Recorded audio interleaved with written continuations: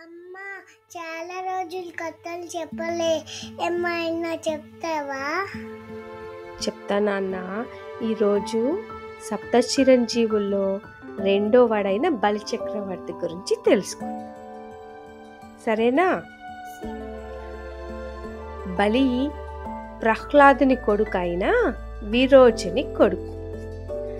రాక్షస వంశానికి చెందిన రాజులే అయినా వీరిద్దరూ ధర్మాన్ని పాటించే మహాచక్రవర్తులు. తాత ప్రహ్లాదుడిలా బలిచక్రవర్తి కూడా ధర్మాన్ని పాటించేవాడు. అడిగిన వారికి అడగని వారికి దానం చేస్తుండేవాడు. వామనుడు తలపైన కాలు మోపినా తన ధర్మాన్ని వదలలేదు బలిచక్రవర్తి. అయితే బలిని సంహరించడానికి విష్ణుమూర్తి వామనావతారం ఎందుకెత్తాడు?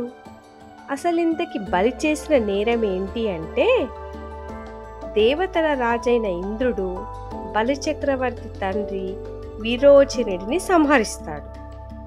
ఇందుకు ప్రతీకారంగా బలి ఇంద్రలోకాన్ని జయించాలనుకున్నాడు.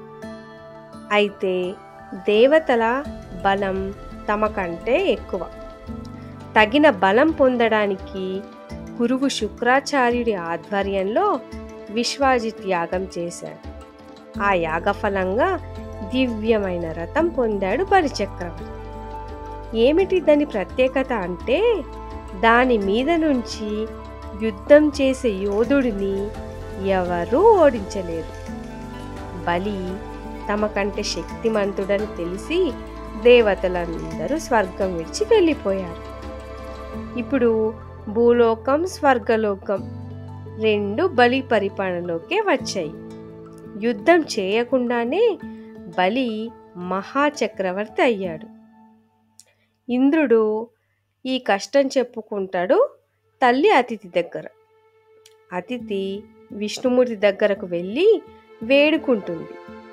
దేవతల రాజ్యాన్ని ఇప్పించమని, బలిని అడ్డు తొలగించమని ప్రార్థించింది. కానీ ధర్మాన్ని పాటించే బలి విషయంలో జాగ్రత్తగా ఉండాలని, అతిథి కడుపులోనే తాను జన్మించి తన కోరిక నెరవేరుస్తానని అభయమిచ్చాడు విష్ణుమూర్తి. తర్వాత అతిథి గర్భాన వామనగా విష్ణుమూర్తి జన్మించాడన్నమాట. విష్ణుమూర్తి తన అవతారాల్లో మొదటిసారి పూర్తి మానవ రూపంలో వచ్చింది వామనుడిగానే. పుట్టిన కొన్ని రోజులకే వామనుడు 7 ఏళ్ల వాడయ్యాడు. ఇక అక్కడ బలిచక్రవర్తి అశ్వమేధ యాగం చేస్తూ చివరగా కోరిన వాళ్ళకి కోరినది దానం చేస్తూ ఉన్నాడు. వామనమూర్తి బ్రాహ్మణ వటుడి రూపంలో బలి యాగం చేసే చోటికి వచ్చాడు. బలిచక్రవర్తి వామనుడి తేజస్సు చూసి ఆహ్వానించి గౌరవించాడు. ఏం కావాలో కోరుకో, ఆ కోరికను తీరుస్తా అన్నాడు బలి. మాట తీసుకున్న వామనుడు తనకు 3 అడుగుల నేలను దానం ఇవ్వమన్నాడు. తన సమర్థతకు తగిన కోరికను అడగమన్న బలిచక్రవర్తికి తనకు అవసరమైనదే అడిగానని బదులిచ్చాడు. మర్మం గ్రహించిన బలి గురువు శుక్రాచార్యుడు వచ్చింది విష్ణుమూర్తే అని తెలుసుకున్నాడు.